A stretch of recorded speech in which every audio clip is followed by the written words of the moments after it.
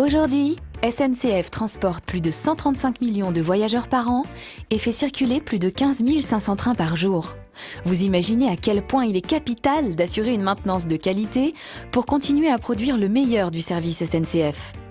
Pour leur entretien, la vie de ces trains est donc ponctuée d'opérations de maintenance courantes, mais également d'opérations plus lourdes, de rénovation et de modernisation. Quel rôle la direction du matériel et les établissements jouent-ils dans la vie d'un train ?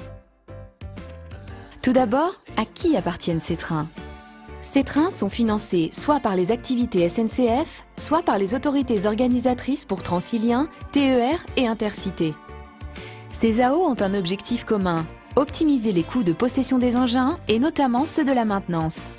Côté TGV, c'est le directeur d'axe qui sera en charge de l'ensemble des moyens nécessaires aux opérations de maintenance avec le technicentre désigné par la STF. Rappelez-vous, les STF ont pour mission, avec les activités clientes, d'organiser la maintenance et de répartir les opérations dans les sites réalisateurs.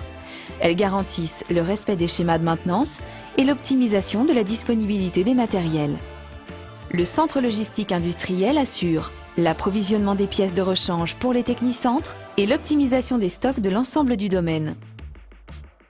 Qui organise les opérations de maintenance courantes ? Pour les régions Bretagne, Limousin et Île-de-France, les TM vont passer sous pilotage des activités. Ces établissements vont devoir s'engager sur le respect des charges de maintenance sur la base de devis plus clairs, plus transparents et plus responsabilisants. Dans ces trois régions, les technicentres, pilotés par l'activité, mettent en œuvre tous les moyens matériels et humains nécessaires pour assurer les objectifs de la production.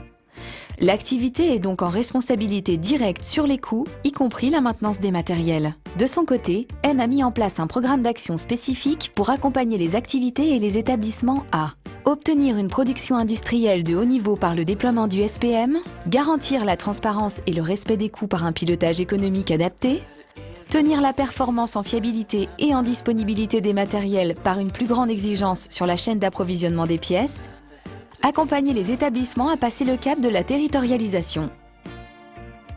Quid des autres opérations ?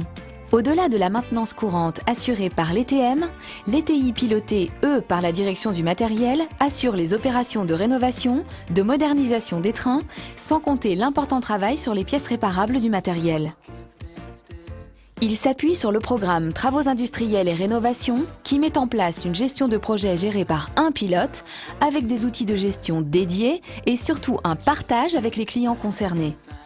Et enfin, il faut bien que ça arrive un jour, quand le client décide de se séparer de certains matériels, c'est la direction du matériel qui s'occupe de leur démantèlement et de leur recyclage, mais elle va surtout aider ses clients à en acquérir de nouveaux grâce à son expertise. En ingénierie, dans la rédaction du cahier des charges, en achat pour négocier au plus près avec les fournisseurs et acheter toujours au meilleur prix.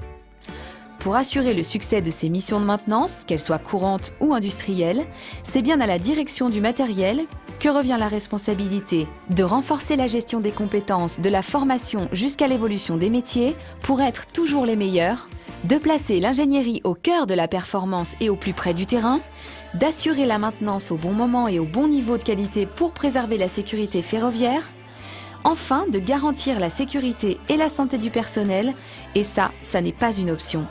En conclusion, la direction du matériel et les établissements ont défini 8 programmes d'action concrètes et pragmatiques pour toujours produire le meilleur service au plus près de ses clients en s'appuyant sur le savoir-faire, le professionnalisme et l'engagement des femmes et des hommes du matériel.